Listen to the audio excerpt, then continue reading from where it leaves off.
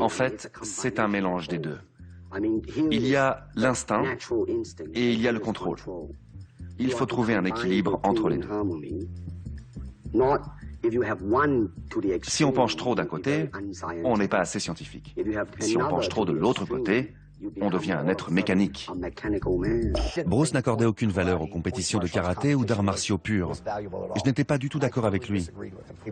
Il les regardait, mais il n'y croyait pas. Il a toujours préconisé le full contact. Bruce Lee regardait tout ça et disait « Ce ne sont pas des arts martiaux, c'est absurde. Débarrassons-nous de toutes ces règles. » Il n'avait pas envie de participer à des compétitions, car pour lui, c'était pas un vrai combat. Il disait qu'ils ne combattaient pas pour eux-mêmes, qu'ils ne s'exprimaient pas, qu'ils se battaient pour les juges, les arbitres, les règles. J'ai observé la réalité du combat, et la réalité, c'est que votre adversaire veut vous éliminer. Il disait que pour apprendre à nager, il faut aller dans l'eau, et que pour apprendre à combattre, il faut combattre. Si vous cassiez des planches de bois avec la main ou le pied, je me casserai la main et le pied. Il respectait énormément les experts en arts martiaux de l'époque qui remportaient des tournois. Mais il avait une philosophie différente par rapport aux arts martiaux et au combat.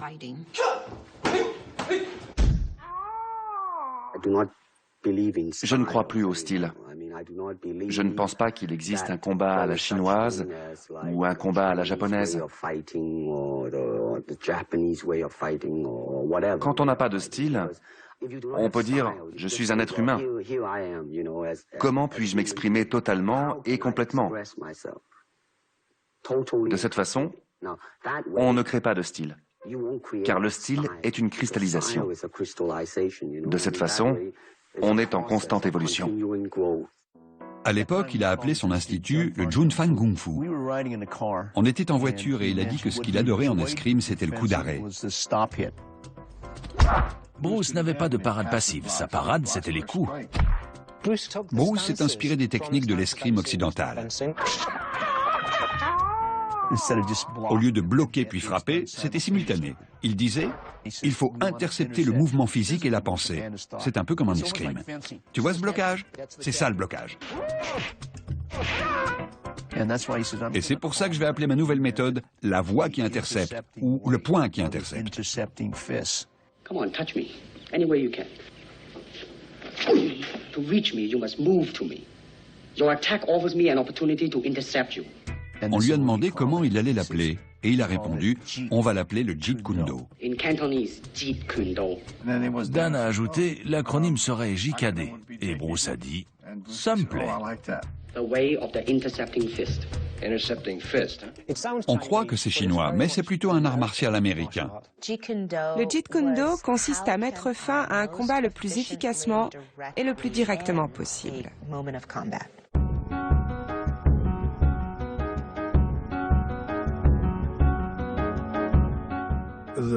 Selon la philosophie de Bruce Lee, plus c'est simple, mieux c'est. Il faut que ce soit efficace et direct. Tout le reste, c'est du cinéma. On peut l'enseigner, mais on ne peut pas le standardiser. Ça ne veut pas dire qu'on ne peut pas le transmettre, mais c'était sa vision à lui. Tous les imposteurs qui mettent une pancarte Jeet Kune Do sur la façade de leur école n'ont aucune idée de ce que c'est vraiment. Ils pensent que c'est un style. Je ne sais pas si Bruce aurait pris part à ces querelles de chapelle, mais ça l'aurait mis en colère. Because of style, people are separated. They are not united together because styles became law. Bruce Lee était un majeur dressé contre toute forme d'autorité. À tous les dogmes, à toutes les traditions, il disait « allez vous faire voir ». Voilà ce qu'il prenait dans les années 60. Ne vous cantonnez pas à un style. Aucun style n'est meilleur qu'un autre. Il faut piocher partout. En 1968, il a dit « le JKD sera différent en 69 ». Je l'ai regardé et je lui ai dit « on fait de très bonnes choses en ce moment ». Et il a répondu « non, le JKD sera différent en 69 et différent en 70 ». Les arts martiaux ont davantage évolué ces 10 dernières années que dans les milliers d'années qui ont précédé. Car toutes les choses dont Bruce Lee a parlé, toutes ces philosophies auxquelles il croyait, ont enfin été prouvées. Aujourd'hui, ce nouvel art martial peut grandir et évoluer.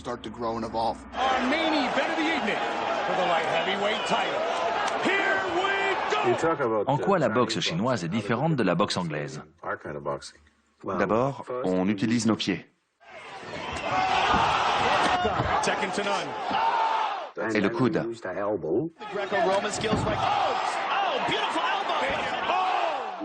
Le pouce aussi? Oui, le pouce aussi. Tout. On est obligé. C'est l'expression du corps humain, pas seulement de la main. Quand on parle de combat, si c'est un sport, c'est autre chose. Il y a des règles. Mais dans le combat pur, Pas de règles? il n'y a pas de règles. Et mieux vaut entraîner toutes les parties de son corps. Les arts martiaux mixtes ont leur championnat. C'est un sport. Je ne sais pas si je le désignerais comme le père des arts martiaux mixtes, car ça reste un sport, il y a des règles. Bruce Lee, c'était le combat de rue. On se bat pour éliminer ses adversaires, pas pour une compétition. Quand il faisait ses combats de vale tudo au Brésil, il n'y avait pratiquement aucune règle. On pouvait donner des coups de tête, frapper dans l'aine, tout était permis. L'arme préférée de Bruce était la pique des doigts. On met la main ici, on bouche la vue comme ça. Et on peut causer de graves blessures aux yeux. Les arts martiaux mixtes sont la forme de combat la plus pure de notre civilisation.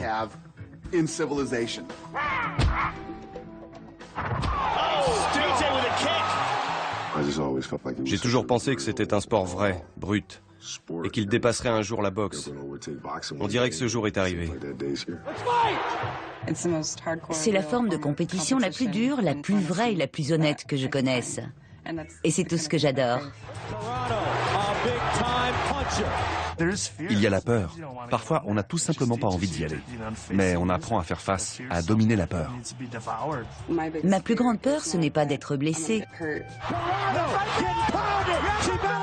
Ma plus grande peur, c'est de ne pas réussir à rendre le combat authentique, à m'exprimer honnêtement. Je ne pense pas qu'on puisse essayer de s'exprimer dans le combat. On essaie juste de survivre. Il faut se demander comment s'exprimer honnêtement. Si je veux frapper, je vais frapper. Je ne veux pas frapper pour éviter de prendre des coups, mais pour m'engager vraiment et m'exprimer. Et il faut s'entraîner pour ne faire qu'un avec... Ça peut paraître bizarre, mais j'ai l'impression d'aider les gens en leur donnant des coups de poing. Je les aide à combattre leurs faiblesses. Je fais d'eux de meilleures personnes. C'est la forme d'expression suprême et c'est ça, s'exprimer honnêtement. John Jones et les autres combattants. C'est important pour eux d'avoir confiance. Je n'ai pas l'impression de combattre un adversaire, un ennemi. On est comme des frères et on peint un tableau ensemble. Videz votre esprit. Soyez sans forme, sans contrainte spatiale. De l'eau dans une tasse, l'eau dans une bouteille prend la forme de la bouteille. L'eau dans une théière prend la forme de la théière.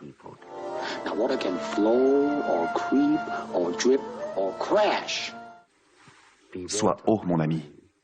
À peu près. Je vois, je comprends l'idée. Il faut s'exprimer honnêtement, ne pas se mentir. S'exprimer honnêtement, ça, mon ami, c'est très dur. Il poussait les autres à regarder leur vie, à faire des choses qui leur conviennent, à trouver leur force, à prendre leur vie en main.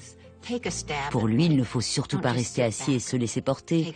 Ce n'est pas le principe de la vie.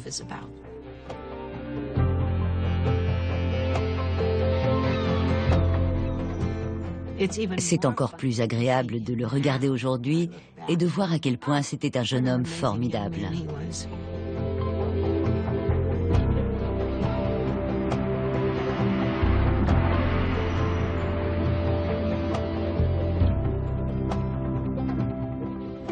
Vous considérez-vous comme chinois ou américain? Ce que je veux, c'est me considérer comme un être humain. Je ne vais pas vous faire le coup de, comme dit Confucius, mais au paradis, il n'y a qu'une seule famille. Il se trouve simplement que les gens sont différents.